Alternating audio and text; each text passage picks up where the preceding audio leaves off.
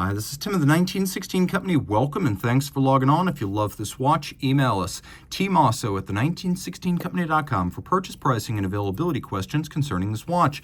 Today we're discussing a model launched in 2017 from Omega. This is the Omega Speedmaster Racing. And the Omega Speedmaster Racing uses a dial pattern first launched in 1968 with a sort of staggered checker, much like the checkered flag that concludes a motor race. This is a very rich implementation as we have this lovely metallic blue sunburst dial, a Ceragold ceramic and gold tachymetric scale bezel, and then a Sedna red gold case, Sedna red gold, effectively being Omega's answer to Rolex Everose. With more copper, it's redder, and with more inert platinum family metals, it's also resistant to fading with time. It's a big watch, 44.25 millimeters in diameter.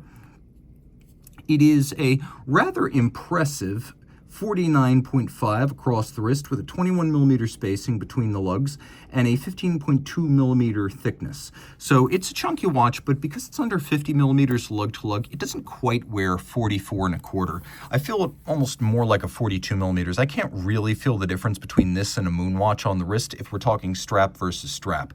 And this does have a strap. On my 16 centimeter circumference wrist, you can see it's actually the profile of the bezel more than the outright thickness that makes this one a little bit inimical to your cuff, but a jacket cuff should be okay, just not a tight dress sleeve. I'd say if your wrist is my size or larger, so 16 centimeters circumference or up, game on with this one. It feels good too, it's a weighty watch. We have a medium and large rectangular scale alligator leather strap. You can see they're fairly symmetrical, a high quality cut of the animal. You always know when the scales are large, rectangular, and symmetrical, you're getting a really good piece of the beast. Matte finish, dark blue, a white contrasting stitch. We have an edge that is folded in calfskin on the bottom. No crimping, no gouging, brand new Omega factory strap. The buckle is a great piece. It's a long-running, I guess now 2-decade companion to Omega watches, and it's stuck around because it's good. It has a combination of polish and satin, and then inside there's a little bit of engine turning. This pin and these lobes allow the strap to tuck in. You make the adjustment, and then it tucks under the strap, so there's no need for minder loops, and all the excess length is underneath the clasp and the strap for a clean aesthetic on the wrist. Familiar shape lyre-style lugs. We've seen them on Omega watches since the early 60s. We have this satinated inward bevel and this polished outward bevel that runs end to end. We have a thin longitudinally satinated bezel. We have a little bit of a shear guard profile for the crown and chronograph pushers. And then we've got a bezel that's polished on its bottom with that scratch-resistant Ceragold on the top. So the gold can never become delaminated from the blue ceramic. We have a dramatically boxed and cambered sapphire that's designed to look like a vintage plexi.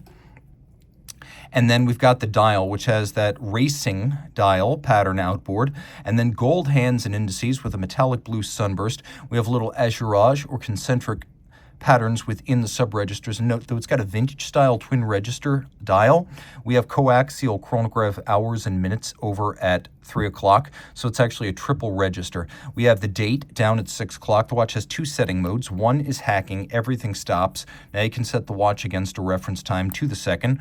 We also have a time zone function for you world wanderers. So you pull the crown out to position 1, and now you can actually move the hour hand while everything else, including the chronograph, is not disrupted. You can even drive the date forward or backwards, depending on which way you're heading across the international date line. Column wheel feel is outstanding. We have a 50-meter water resistance here, so don't take it swimming, but better than a standard dress watch. The column wheel is visible through a skeletonized bridge.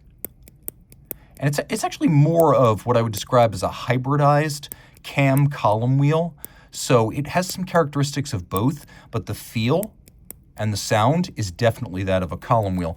We've also got a vertical clutch, so you engage the chronograph. There's no jump or leap or stagger to the chronograph seconds hand, and if you wish, you can leave it engaged full-time with no hazard to the movement. Those are the advantages of a vertical clutch.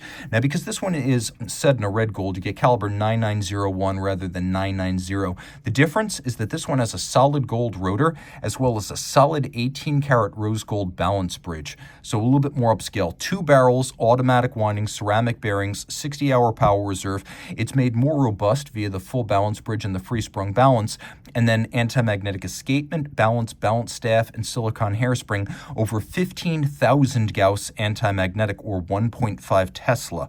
Other things important to note, well, that's part of the Master Chronometer certification, which involves, yes, the COSC chronometer certification standards, but it goes beyond because it's a fully cased-up test of the watch in 6 positions, not 5, not just a bare movement like the COSC.